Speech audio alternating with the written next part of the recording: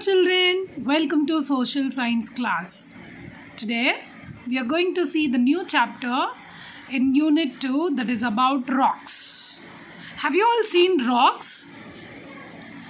Does the rocks have the same size, same color and same texture?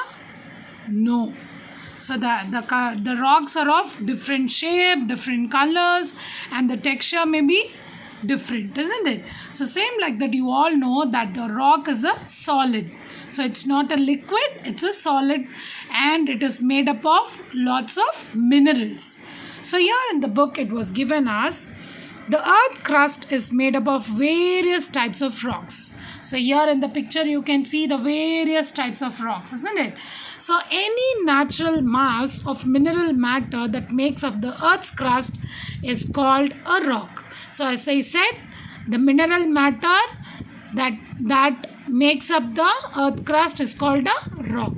So rocks can be of different color, size and the texture. Isn't it? I told you, it will differ in the color, it will differ in the size, and it will differ in the texture too. So there are three major types of rocks. What are they? Igneous rocks, sedimentary rocks and metamorphic rocks. Now let us know about the three types of rocks. Now when the molten magma cools, it becomes solid. Rocks thus formed are called igneous rocks. So they also called primary rocks. They are of two types of igneous rocks. That is about intrusive rocks and extrusive rocks. Now just see this picture. You can see different types of rocks over there. And just we are going to learn about the types of igneous rocks. So as we saw, there are two types of igneous rocks, that is of intrusive igneous rocks and extrusive igneous rocks. So first, by this picture you can see, so here the molten magma comes out through the volcano, right? So here you can see the magma comes out and it gets cooled down. When it gets cooled down, the liquid, the magma liquid, when it cools down, it becomes the rock here. So it becomes the extrusive igneous rock formation. And you can see this magma will cool inside the earth's surface itself. So it won't come outside. So it will cool inside the earth's surface. So it will become intrusive igneous rocks and it will form inside the earth's surface. So this is the difference between the extrusive and intrusive. So can you imagine lava coming out from the volcanoes? Lava is actually fiery red molten magma. What do you mean by molten? Molten means melted magma. So you all know what you mean by magma. So this is known as magma.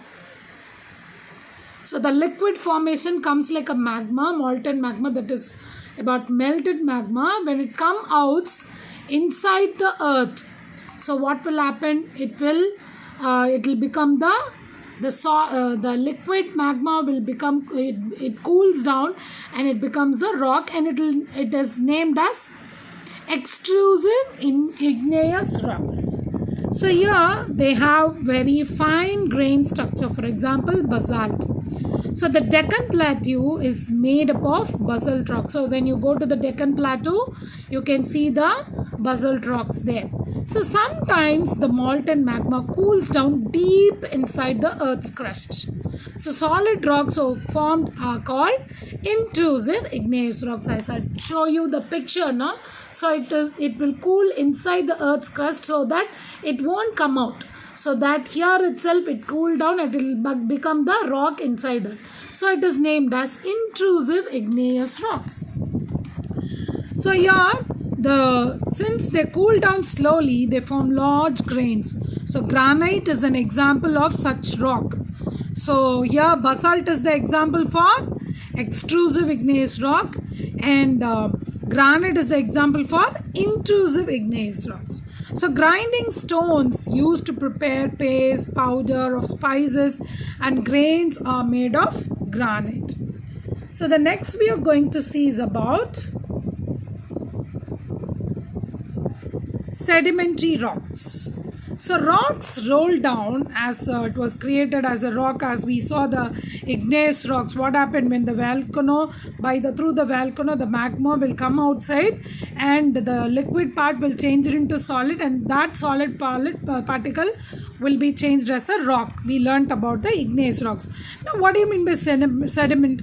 For example, the formation of the igneous rock, when it rolled down or when it cracked each other or when it hit each other, it will become a small particles, isn't it? So those smaller particles will join together and it will become a sediment. Here you can see those in the picture. So here you can see in the picture all the smaller particles of stones, when it roll down or when it crack down or when it eat each other, it will become like a sediment. So after that, it will gather in one place, isn't it? So due to the high pressure which was given on the upward, so the down part will become the sedimentary rock. Did you get me? So here you can see the explanation. So these smaller particles are called sediments. So these sediments are transported and deposited by the wind, water, etc. So these loose sediments are compressed and hardened to form the layer of rocks.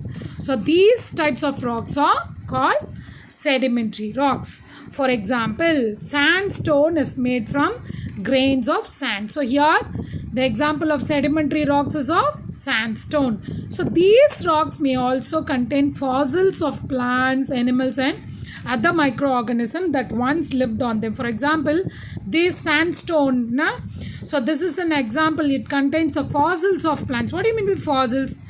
As we learnt about the dinosaur which lived 1,000 years back, isn't it? So these has been settled down and the impression has been given in the fossils. That means the impression may be on the stones because of the sedimentary rock, isn't it? So here the fossils of plants, animals and other microorganisms that once lived on them got the impression on the sedimentary rock, it seems. Now next we are going to learn about the metamorphic. What do you mean by metamorphic rocks? So here the igneous and the sedimentary rock can change into metamorphic rocks under great heat and pressure. So here you can see, so the sedimentary rock as well as the igneous rocks, with the pressure it becomes the metamorphic rocks. Did you get me?